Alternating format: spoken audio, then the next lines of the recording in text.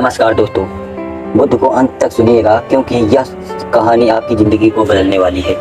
एक गांव में एक किसान रहता था जिसका नाम मोहन था, जो हमेशा मस्त रहता था।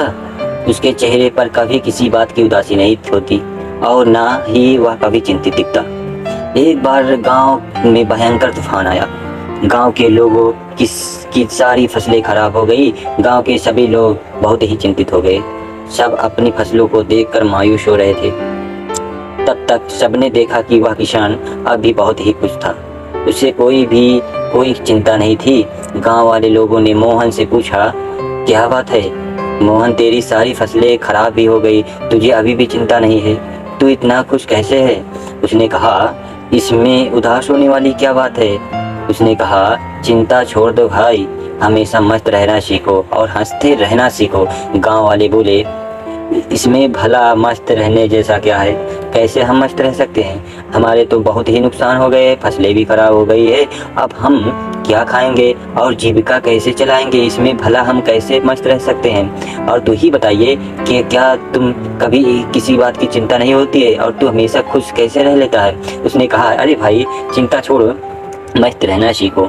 उसने कहा, ठीक है, लेकिन मस्त रहने के पीछे वजह भी तो होनी चाहिए। हमें तो चिंता हो जाती है। उसने कहा, हर चीज की चिंता, सारी जिम्मेदारी की चिंता, और बच्चे थोड़ी हैं हमेशा खुश रहें। 15 साल के बाद उनको भी चिंता घेर लेती है। अब तो चिंता ही चिंता है। मेरे बच्चों को पढ़ाई की चिंता है, उनके करियर की चिंता है, उनके फ्यूचर की चिंता है। मुझे उन बच्चों की खाना पीना और बाकी सारी घरेलू चीज़ों की चिंता है। तो भला इंसान कैसे खुश रहे? उसने कहा, खुश रहना एक कला है और मस्त रहना अपने आप में यह सोच है। गांव वालों ने बोला, तो क्या तुम हमें यह कला सिखा सकते हो कि हमेशा खुश और मस्त कैसे रहते हैं? उसने कहा, हाँ बिल्कुल, क्यों नहीं। मैं तुम्हें एक मज़ेदार कहानी सुनाता हूँ, ध्यान से सुनिएगा प्रिय मित्रों। बचपन की बातें की।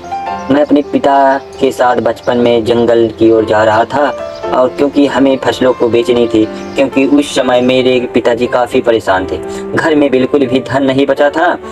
अब तो फसलों को भी बेचना ही आखिरी हल था। जंगल जाते जाते शाम हो गई। जंगल में काफ़ी अंधेरा सा हो गया, रास्ता तो दिख नहीं रहा था। उस दिन भी ऐसा ही आंधी आई थी। तब तक हमारी बैलगाड़ी का पहिया जमीन में धंस गया और हम वहीं पर फंस गए।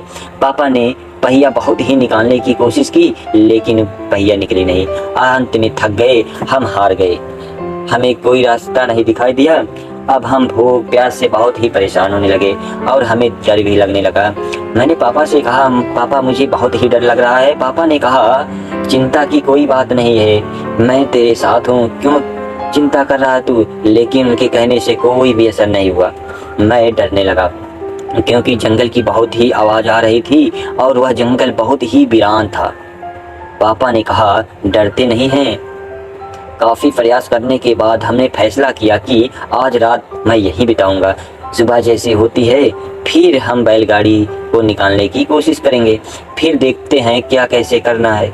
लेकिन बात सुबह की नहीं थी, बात यह था कि आखिर हम रात को खाएंगे क्या, क्योंकि हमारे पास जितना भोजन था हमने रास्ते में ही ख़त्म कर दिया था।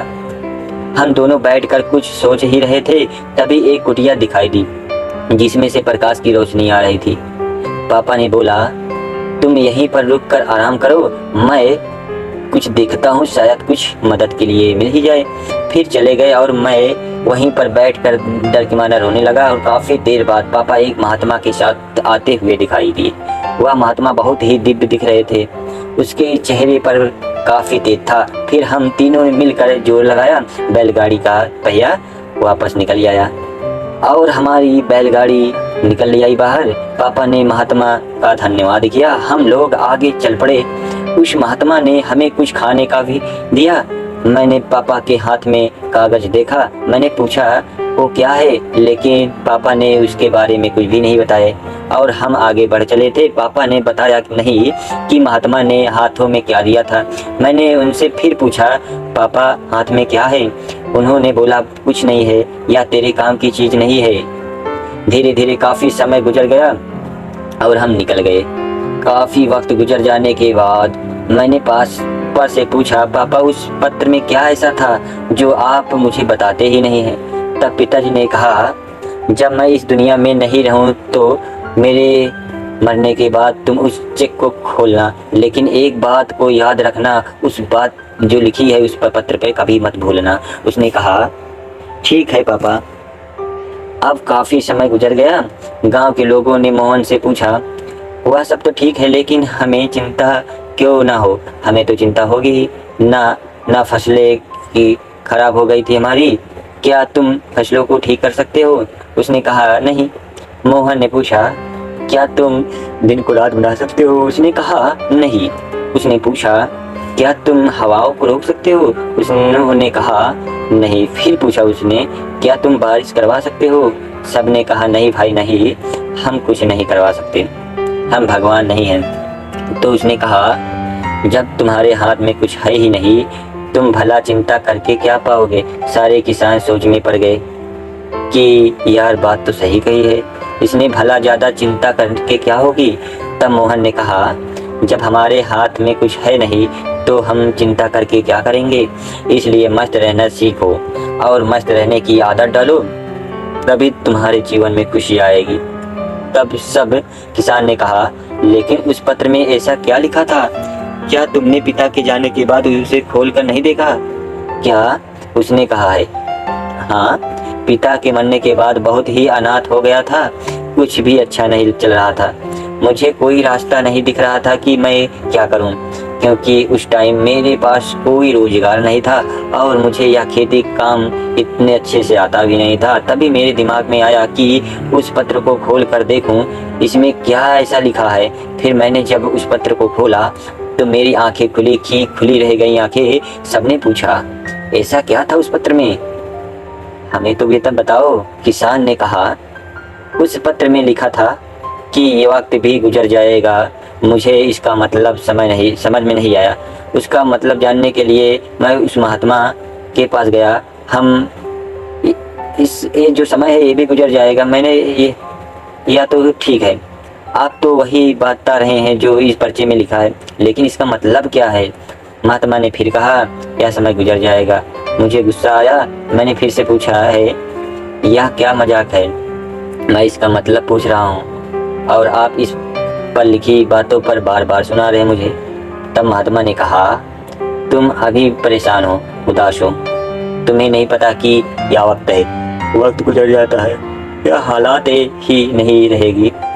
कुछ समय बाद सब ठीक हो जाएगा, सब कुछ बदल जाएगा और यह परेशानियां के बाद ये सब बादल छूट जाएंगे।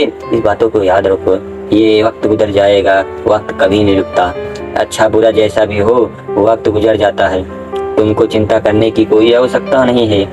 तुम बस खुद को देखो, अपने हाथ को देखो और बस मेहनत करते रहो।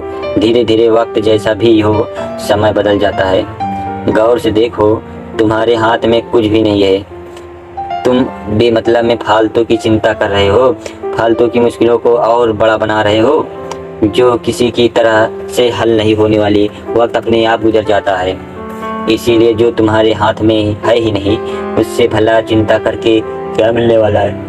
इंसान को चाहिए कि वह सब्र रखे हर वक्त में, हर परिस्थिति में, क्योंकि जिसके पास सब्र नहीं है वह कभी भी चैन से जीवन जी ही नहीं सकता। चैन से जीवन जीने के लिए इंसान के अंदर सब्र का होना बहुत ही जरूरी है। सब्र तभी आता है जब इंसान इस बात को याद रखेगा कि वक्त गुजर जाएगा। तब से मेरी ज़िंदगी बदल गई और मैं इन बातों को जीवन भर के लिए याद रखेंगे। अब जो भी कुछ भी होता है मैं चिंता नहीं करता, बस मेहनत करता रहता हूँ, कोशिश करता हूँ कि चीज़ों को ठीक कर सकूँ, लेकिन जो मेरे हाथ में है ही नहीं, मैं उस चिंता को भला कर ही क्या सकूँ। इसलिए मैं अब मस्त रहता हूँ और लोगों से यही कहता हूँ कि मस्त रहो, ज़्यादा चिंता मत करो, ज़्यादा सोचो मत। जीवन चल रहा है, जीवन गुजर रहा है, जीवन गुजर जाएगा।